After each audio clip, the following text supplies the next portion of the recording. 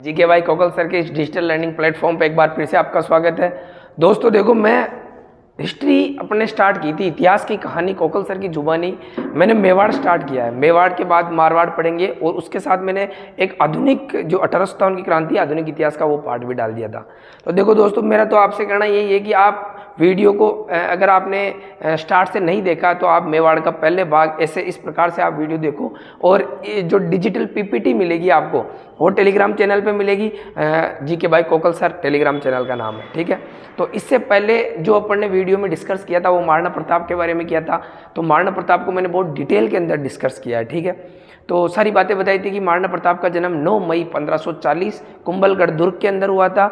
ज्येष्ठ शुक्ल तृतीया विक्रम संवत 1597 में महाराणा प्रताप के बचपन का नाम कीका था, और इनका जो लालन पालन हुआ था ये कुंभलगढ़ दुर्ग के अंदर ही हुआ था, ठीक है।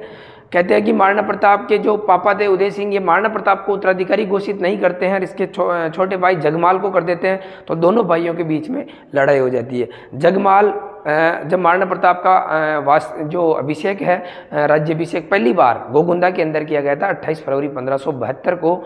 सलूम्बर का सामंत कृष्णदास चुंडावत वो उसका राज्याभिषेक करता है। विधिवत रूप से राज्याभिषेक कुंभलगढ़ दुर्ग के अंदर किया गया था, ठीक है।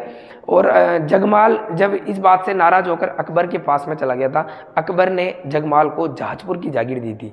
फिर उसके बाद मैंने बताया था आपको कि महाराणा प्रताप को संधि स्वीकार करवाने के लिए अकबर ने 4 दूत भेजे थे, जलाल खां कोरची, मानसिंह, भगवंत दास और टोडरमल। जलाल खां कोरची 1572 के अंदर आया था। जलाल मतलब 172 373 के अंदर आए थे और 172 के अंदर आया था। इसके बाद महाराणा प्रताप ने ऐसी कोई बात मानी नहीं थी उनकी, तो अकबर को लास्ट में एक ही चाह रहा था कि उसके खिलाफ क्या की जाए, लड़ाई की जाए, ठीक है, युद्ध। और एक युद्ध हुआ था 18 जून 1576 को राजसमंद के अंदर एक जगह पड़ती है हल्दी घाटी, वहाँ पे ये युद्ध हुआ था, ठीक है। तो महाराणा प्रताप को बंदी बनाने के लिए अकबर के जो सेनापति थे उनका नाम था मानसिंह और आसफ खां आए थे, लेकिन महाराणा प्रताप को बंदी नहीं बना पाते हैं। इस युद्ध के अंदर चेतक घायल हो गया था और युद्ध मैदान से बाहर जाता है जब महाराणा प्रताप। तो कहते हैं कि महाराणा प्रताप का भाई शक्ति सिंह ने महाराणा प्रताप को युद्ध मैदान से बाहर निकलने में क्या की थी, सहायता की थी। कुल मिला के निर्णायक ये रहा कि न तो महाराणा प्रताप को बंदी बना पाए थे और न अकबर की सेना इसको जीत पाई थी। तो एक तरीके से अपन ये कह सकते हैं कि महाराणा प्रताप इसी के अंदर विजय हुआ था, क्योंकि अकबर की सेना का लक्ष्य महाराणा प्रताप को बंदी बनाना था और वो नहीं बना पाए थे। और अपन बंदायूनी इस युद्ध के अंदर उपस्थित था। तो बंदायूनी की एक किताब थी जिसका नाम था मुंतखब उत तवारीख, और उसके अंदर वो कहता है कि हमारे अंदर इतना साहस नहीं था कि हम महाराणा प्रताप से वापस जाके लड़ सके, तो हम तो ऐसे जैसे तैसे करके वहाँ से निकलने की सोच रहे थे। हमारे को ये डर था कि भील हमारी रसद सामग्री नहीं लूट ले, खाने पीने का सामान नहीं लूट ले, ठीक है। तो इसके बाद कहते हैं कि महाराणा प्रताप के ऊपर वापस 1576 में अकबर ने आक्रमण कर दिया था, और 76 में उदयपुर का नाम बदलकर उसने क्या कर दिया था, मोहम्मदाबाद कर दिया था, ठीक है।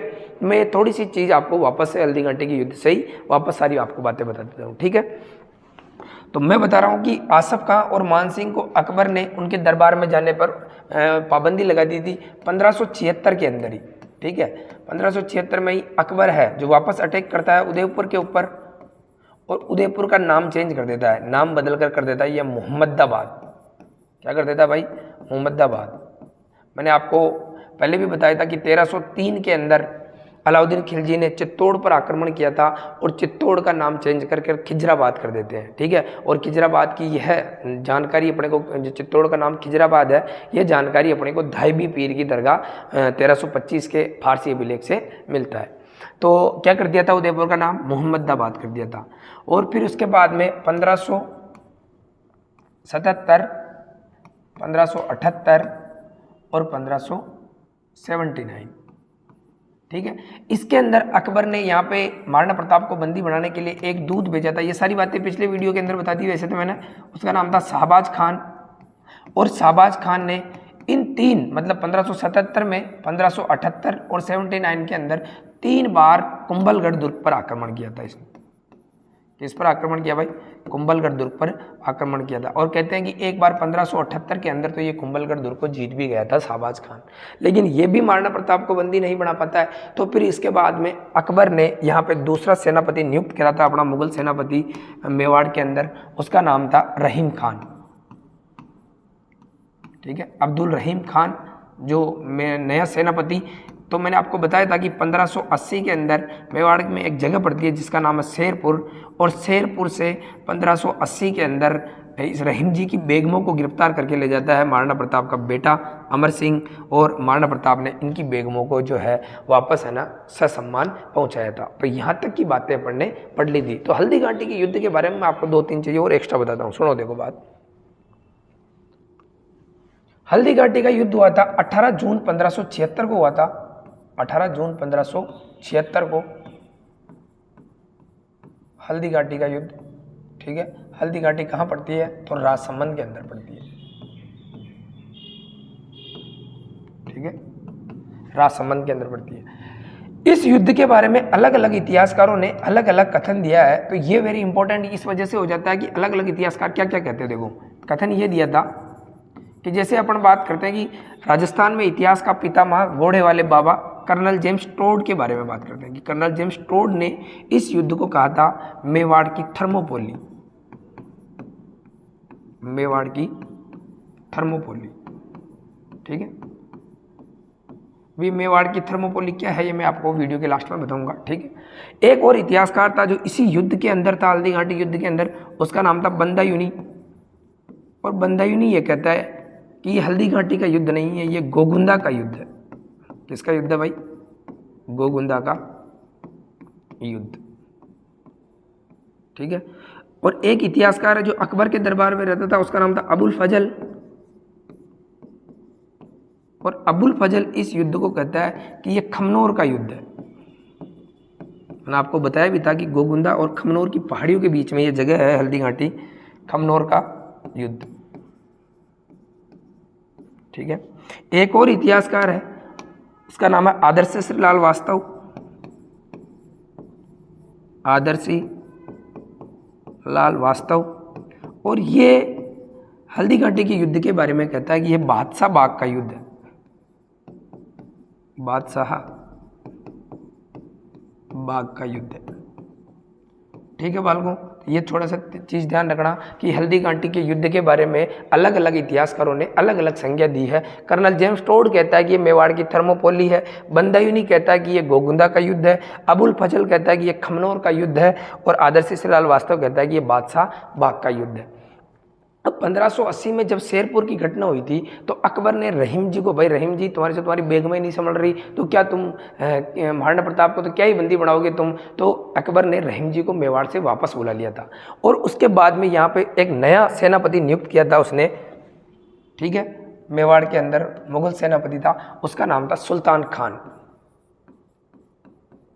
क्या नाम था भाई? सुल्तान खान।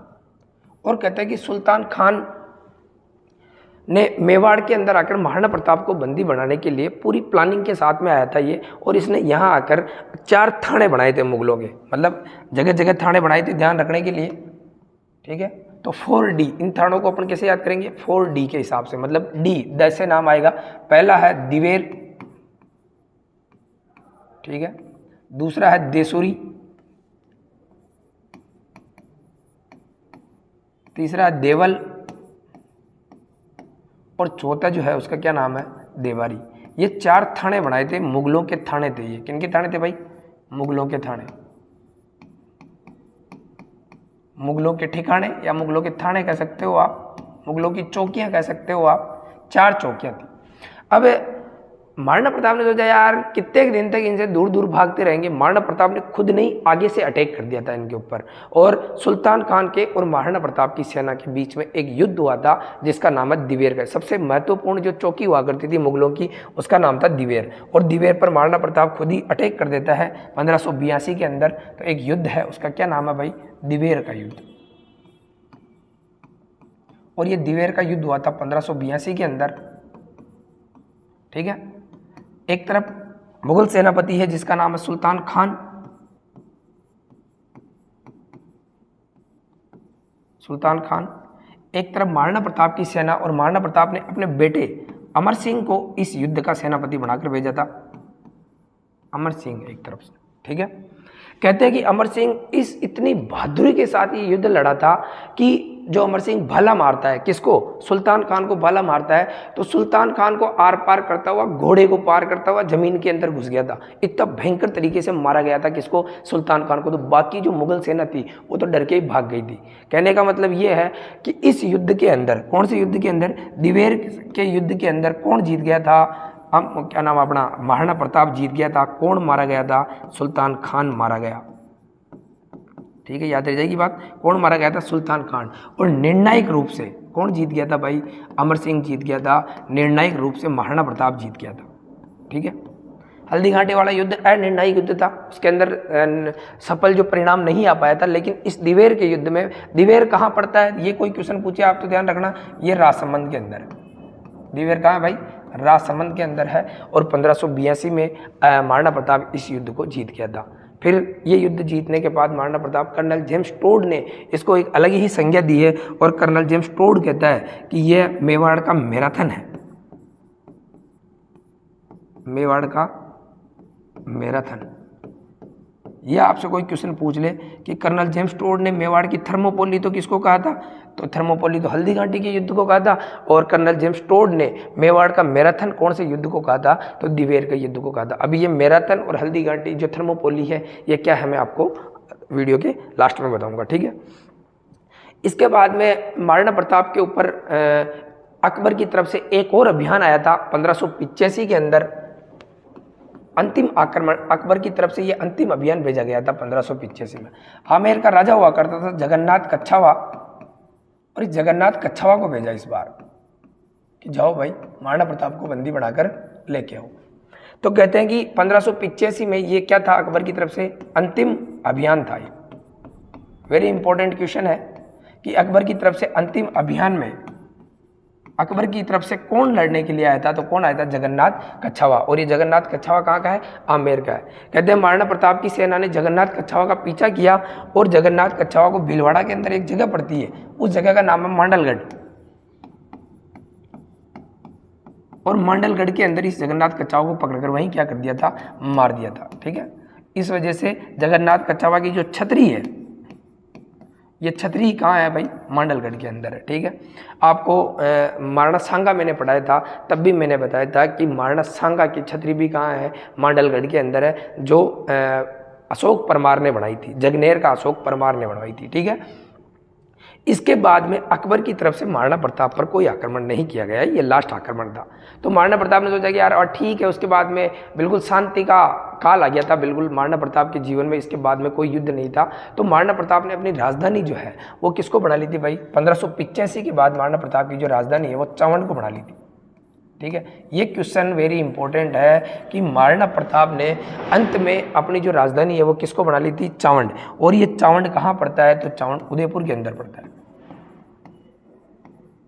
ठीक है, और चावंड के अंदर ही महाराणा प्रताप ने एक माता जी के मंदिर का निर्माण करवाया था, चामुंडा माता के मंदिर का। क्वेश्चन ये पूछा था अभी पिछले जो कुछ एग्जाम हुआ था उसके अंदर एक क्वेश्चन था कि महाराणा प्रताप ने चावंड को राजधानी बनाया, चावंड मेवाड़ की राजधानी कितने वर्षों तक रही थी? तो चावंड है जो मेवाड़ की राजधानी 28 वर्ष तक रही थी भाई। कितने वर्षों तक रही थी? 28 वर्षों तक। ठीक है, और चावंड की एक बात और मैं बताऊं तो जो चावंड है मेवाड़ की स्वतंत्र चित्रकला का, किसका भाई? स्वतंत्र चित्रकला का यदि विकास हुआ था तो वो कहाँ से हुआ था? चावंड से हुआ था। प्रमुख चित्रकार था, उसका नाम था नासिरुद्दीन। नासिरुद्दीन जी बहुत अच्छे अच्छे चित्र बनाते थे। ठीक है, प्रमुख चित्रकार का नाम क्या था? नासिरुद्दीन था। ये कोई क्वेश्चन आपसे पूछ सकता है कि मेवाड़ की चित्रकला का स्वतंत्र विकास यदि अगर कहीं से हुआ तो वो कहाँ से हुआ था? चावंड से हुआ था। इसके बाद में 19 जनवरी 1597 की बात है। 19 जनवरी 1597 को अपने जो महाराणा प्रताप है उनका स्वर्गवास हो जाता है। कहाँ होता है? तो चावंड के अंदर ही होता है। ठीक है, 19 जनवरी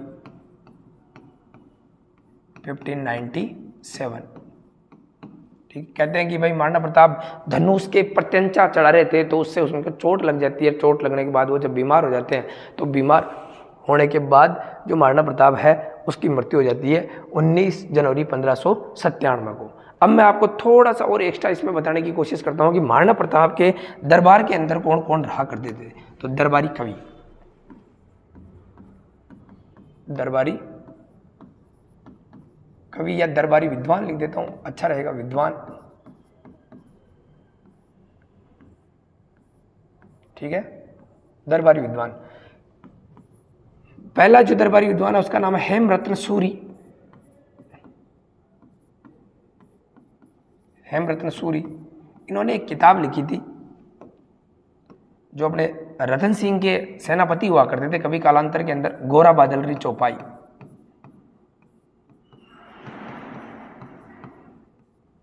गोरा बादलरी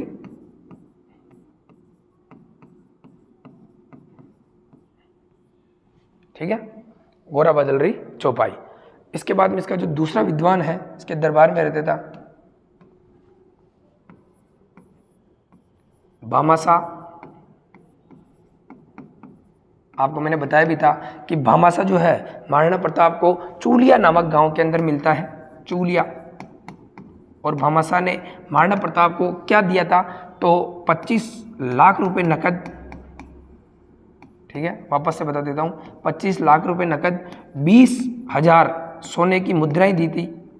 ठीक है, जिससे क्या होता है, इतना धन था जिससे महाराणा प्रताप अपनी 25,000, कितने हजार, 25,000 सेना को 12 साल तक, 12 वर्ष तक, कितने वर्ष तक रख सकता था, 12 वर्ष तक, इतना धन था। तो कहते हैं कि भामासा को जो है महाराणा प्रताप ने प्रधानमंत्री बना लिया था। ठीक है, भामासा मेवाड़ का क्या था, प्रधानमंत्री था। ठीक है, भामासा का भाई था, उसका नाम था ताराचंद। ये भी महाराणा प्रताप के दरबार में रहा करता था। ठीक है, क्या नाम है, ताराचंद। एक और था जिसका नाम था शार्दुलनाथ त्रिवेदी। क्या कहते हैं कि महाराणा प्रताप ने शार्दुलनाथ त्रिवेदी को एक जागीर दी थी जिसको कहते हैं मंडेर की जागीर। कौन सी जागीर दे दी थी, मंडेर की जागीर दी थी। तो इनके बारे में ध्यान रखना भाई, ये थोड़ा सा अलग है, हटके हैं, कोई क्वेश्चन पूछ ले आपसे, क्योंकि अपन क्या करते हैं कि मेवाड़ के अंदर सबसे ज़्यादा जो क्वेश्चन पूछे जाते हैं एग्जाम के अंदर, वो ये पूछे जाते हैं कि जो कुंभा है, महाराणा कुंभा, उसके दरबारी कवि कौन कौन है या कौन सा नहीं है। लेकिन आपको उससे हटकर थोड़ा सा क्वेश्चन पूछे तो महाराणा प्रताप के बारे में पूछा जा सकता है। हेमरत्न सूरी है, भामासा है, ताराचंद है, शार्दुलनाथ त्रिवेदी। अगर और मैं बताऊँ तो रामा साधु है। ठीक है, रामा साधु, माला साधु, ये सब जो है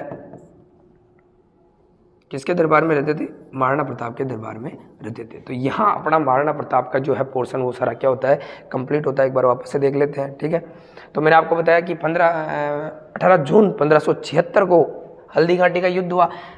इस युद्ध के बाद ही तुरंत उदयपुर पर आक्रमण कर दिया था अकबर ने। उदयपुर का नाम चेंज कर क्या कर दिया था, मोहम्मदाबाद कर दिया था। 1577, 78 और 79 के अंदर जो है शाहबाज खान नामक का सेनापति आया था, मुगल सेनापति, जिसने कुंभलगढ़ को जीत लिया था। 3 बार कुंभलगढ़ पर अटैक किए थे।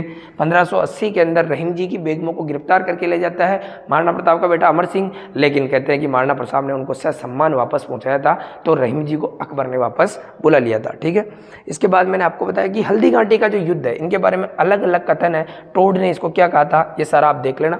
ठीक है, इसके बाद मैंने आपको बताया कि सुल्तान खान को नया सेनापति बना के भेजा था 1580 के बाद। इसने महाराणा प्रताप को बंदी बनाने के लिए यहाँ पर आके चौकियां स्थापित की, 4 चौकियां बना ली थी। एक का नाम है दिवेर, देसुरी, देवल और देबारी। ठीक है, तो महाराणा प्रताप ने खुद ने ही सुल्तान खान पर अटैक कर दिया। कब किया था, 1582 में। दिवेर का युद्ध कहा जाता है। सुल्तान खान को मार दिया, अमर सिंह जीत गया था, महाराणा प्रताप जीत गया था। यह निर्णायक युद्ध है और इसको कर्नल जेम्स टोड है जो वो क्या कहता है, मेवाड़ का मैराथन कहता है। ठीक है,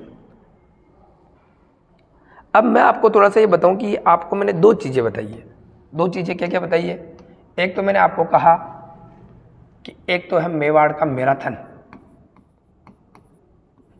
मेवाड़ का मैराथन, और एक बात मैंने आपको बताई है कि मेवाड़ की थर्मोपोली,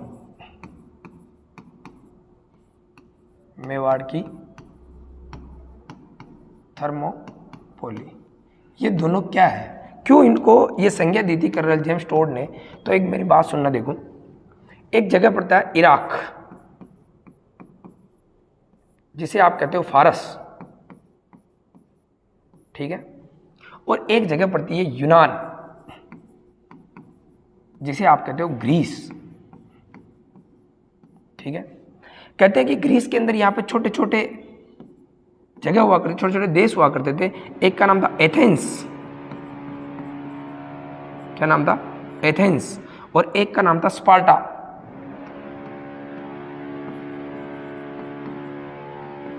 स्पार्टा, ठीक है, स्पार्टा, एथेंस और स्पार्टा। इराक और फारस का जो राजा हुआ करता था उसका नाम था डेरियस। क्या नाम था? डेरियस। और इस डेरियस के पास में विशाल, बहुत बड़ी सेना थी, विशाल सेना। इसका दूसरा नाम है, लोग इनको दारा के नाम से भी जानते हैं। ठीक है, इसके पास विशाल सेना थी। तो कहते हैं कि एथेंस के अंदर जो सेना थी वो एक सेनापति के नेतृत्व में लड़ रही थी जिसका नाम था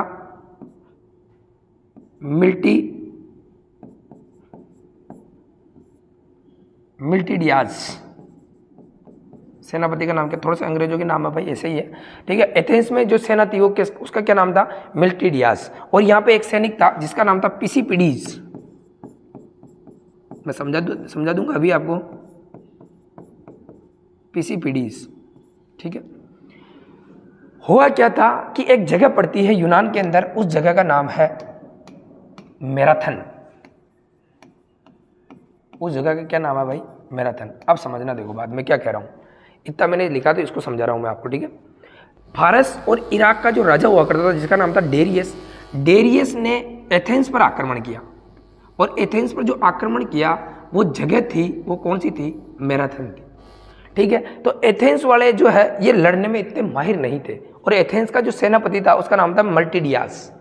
ठीक है, ये मल्टीडियास ने पिसिपिडीज को कहा कि यार पिसिपिडीज तू जा स्पार्टा से मदद लेके आ। ये लड़ने में बहुत एक्सपर्ट हुआ करते थे, स्पार्टनीज। ये लड़ने में एक्सपर्ट और ये पढ़ने में एक्सपर्ट। तो यहाँ से पिसिपिडीज है, ये सहायता लेने के लिए किसके पास में जाता है? स्पार्टा वालों के पास में जाता है। तो कहते हैं कि उस समय परिवहन के साधन तो थे नहीं, मोटरसाइकिल तो थे नहीं कि पिसिपिडीज मोटरसाइकिल लेके चल जाएगा। और घोड़े जाते थे, संचार का साधन यही हुआ करता था। लेकिन वहाँ कहते हैं कि बारिश बहुत तेज हो रही थी, इस वजह से कीचड़ के अंदर घोड़े चल नहीं सकते थे। तो पिसिपिडीज ने डिसीजन किया और पिसिपिडीज बहुत मील की यात्रा कुछ ही घंटों के अंदर कर लेता, पैदल ही भाग जाता है। ठीक है, और ये कहाँ चला गया था? स्पार्टा के पास चला गया था, स्पार्टा देश के पास में चला गया था। लेकिन कहते हैं कि स्पार्टा वाले ने मदद करने के लिए नहीं पहुंच पाए थे। फिर भी मल्टीडियाज मतलब मल्टी टैलेंटेड आदमी था ये मल्टीडियाज। और मल्टीडियाज ने इस डेरियस की विशाल सेना को कौन से युद्ध के अंदर हरा दिया था? मैराथन के युद्ध के अंदर हरा दिया था। यही बात कर्नल जेम्स टोड कहता है कि हमारे यूनान के अंदर जिस तरीके से एथेंस के अंदर मल्टीडियाज के नेतृत्व में क्या नाम डेरियस की विशाल सेना को हरा दिया है, उसी प्रकार यहाँ पे महाराणा प्रताप की एक छोटी सी सेना ने अकबर जो महान पूरे भारत का सम्राट हुआ करता था उसकी सेना को हरा देता है। इस वजह से मेवाड़ का मैराथन कौन से युद्ध को कहते हैं भाई? दिवेर के युद्ध को कहते हैं। कौन से युद्ध को कहते हैं? दिवेर के युद्ध को। और ये दिवेर कहाँ पड़ता है? राजसमंद के अंदर। और फिर मैंने आपको एक चीज बताई थी कि मेवाड़ की थर्मोपोली, ये क्या है मेवाड़ की थर्मोपोली? तो ये जो युद्ध हुआ था ये हुआ था 490 BC के अंदर। ठीक है, अब इस डेरियस का बेटा था, उसका नाम था जरक्सीज। क्या नाम था भाई? जरक्सीज। और कहते हैं कि जरक्सीज ने 10 साल बाद 480 BC के अंदर, ठीक है, जरक्सीज ने 10 साल बाद अपने पापा की हार का बदला लेने के लिए इस बार आक्रमण किया था। और इस बार जो आक्रमण किया वो जो जगह थी उसका नाम था भाई थर्मोपोली। क्या नाम था? थर्मोपोली। इस बार क्या करते हैं, ये जो एथेंस और स्पार्टा वाले ये दोनों मिलकर साथ में लड़े थे। किसकी सेना से? जरक्सीज की। जरक्सीज कौन था? डेरियस का बेटा था। तो कहते हैं कि ये जो थर्मोपोली का युद्ध है इसके अंदर एक साइड तो कौन है? जरक्सीज है।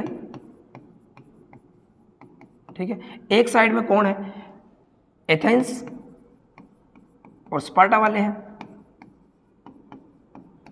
इसमें जो स्पार्टा और इस का जो सेनापति हुआ करता जिसका नाम था लियोनिदास। क्या नाम था? लियोनिदास।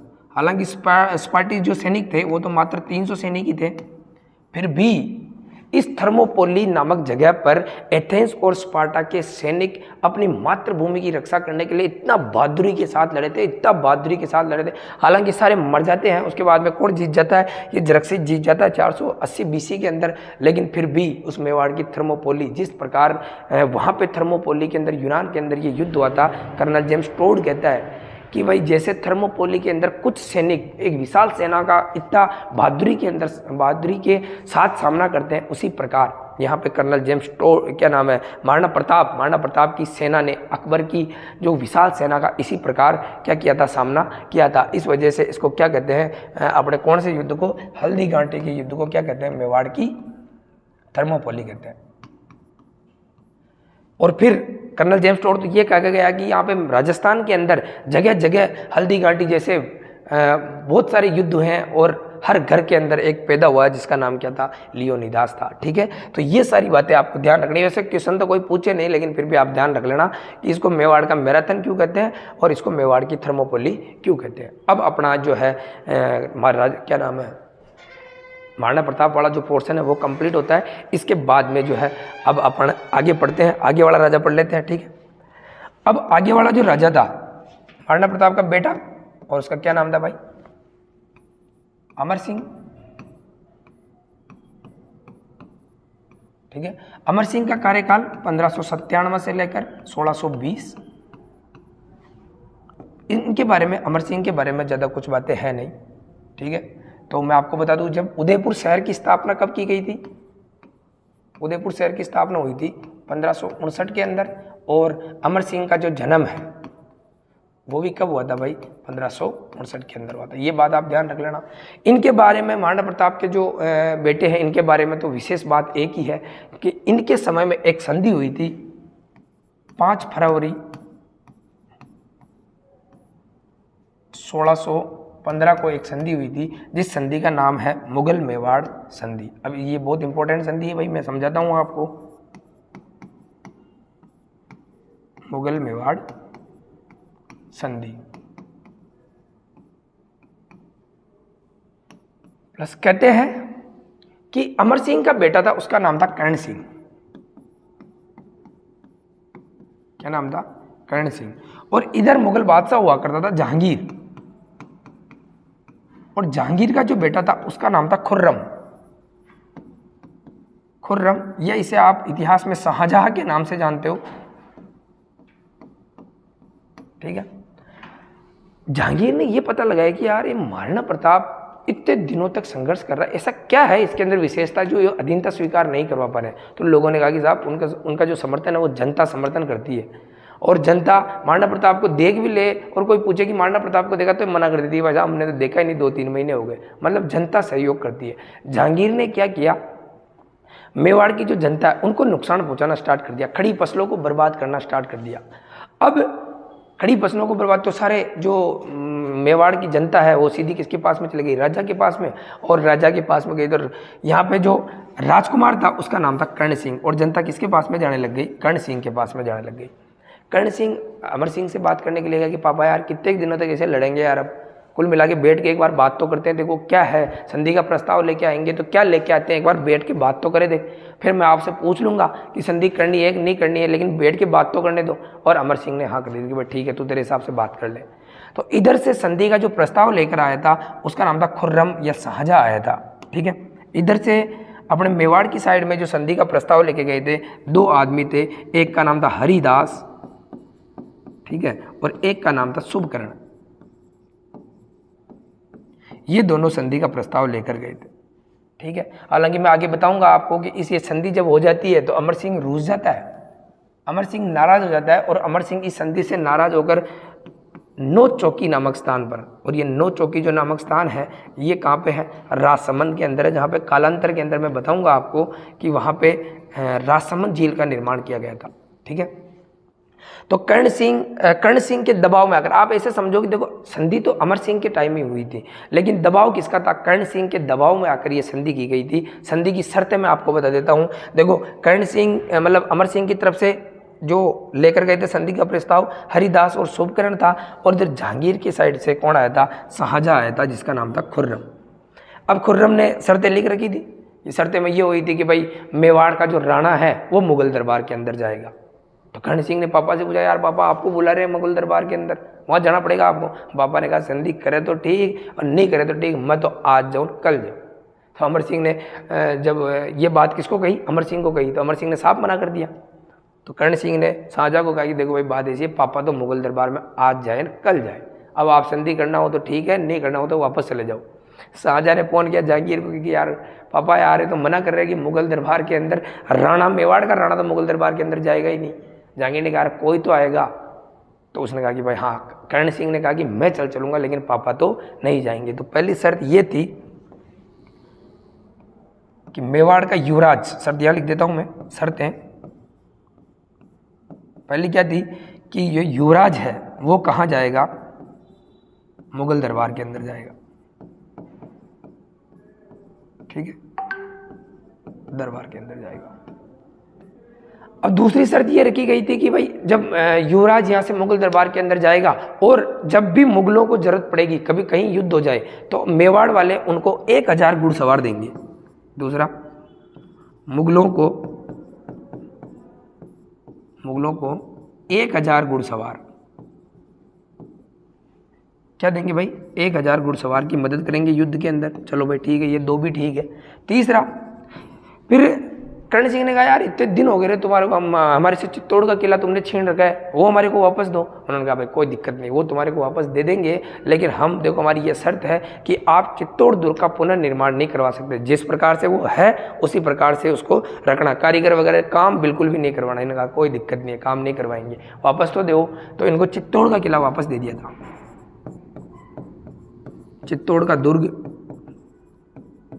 मेवाड़ को दे दिया था,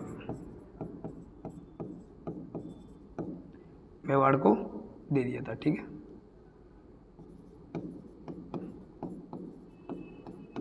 फिर अपने वाले कहते हैं, कर्ण सिंह वगैरह ये कहते हैं, अमर सिंह वगैरह, ये देखो बात ठीक है, संधि वंधि कर रहे हैं जो तो ठीक है, लेकिन आप ऐसे कल ऐसे कहोगे यार हमारे से वैवाहिक संबंध स्थापित करो और इधर से उधर जो बाण बेटियां हैं उसकी शादी करो, तो हम क्लियर मना करते हैं भाई देखो शादी आपको करनी हो तो कोई दिक्कत नहीं, लेकिन हम शादी नहीं करेंगे उधर। तो कहने के भाई वैवाहिक संबंध है जो स्थापित नहीं किए जाएंगे। ये संधि कब हुई थी, 5 फरवरी 1615 को हुई थी। किस नाम से जानी जाती है, मुगल मेवाड़ संधि के नाम से जानी जाती है। जहांगीर की तरफ से खुर्रम या शाहजहाँ आया था और अपने अमर सिंह की तरफ से कर्ण सिंह के साथ कौन आए थे, हरिदास और शुभकर्ण आया था। अमर सिंह इस बात से नाराज होकर, इस संधि से नाराज होकर कहाँ चला जाता है, नोच चौकी नामक स्थान पर चला जाता है, जो कहाँ पड़ता है भाई, राजसमंद के अंदर पड़ता है। ठीक है, ये शर्तें हैं कि युवराज कहाँ जाएगा, मुगल दरबार के अंदर जाएगा और मुगलों को मेवाड़ 1000 घुड़सवार की सहायता करेगा और चित्तौड़ का दुर्ग मेवाड़ को वापस दे दिया जाएगा, लेकिन उसका रिकंस्ट्रक्शन पुनर्निर्माण नहीं करवा सकते।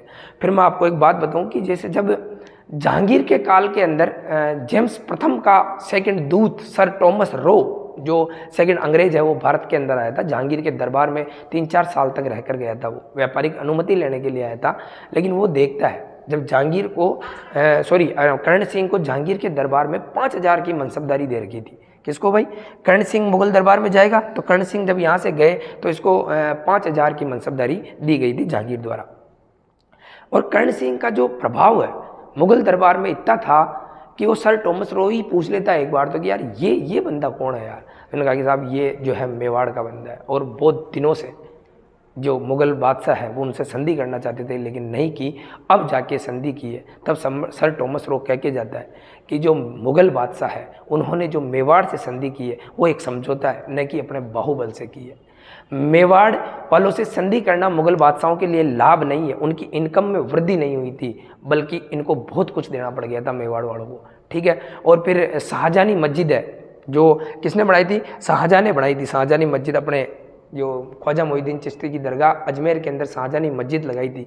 कब लगाई थी, 1632 के अंदर वो मस्जिद के अंदर जो अभिलेख लगाया था उसके अंदर भी ये लिखा हुआ है कि ये जो मस्जिद है ये कब बनाई गई थी, मुगल मेवाड़ संधि के बाद में बनाई गई थी। इन चीज़ों का सबका आपको ध्यान रखना है, बाकी पढ़ेंगे अपन अगले वीडियो के अंदर। ये जो पीपीटी है ये आपको कौन से अपने टेलीग्राम चैनल है उसका नाम है GK बाय कोकल सर, वहाँ पर आपको मिल जाएगी।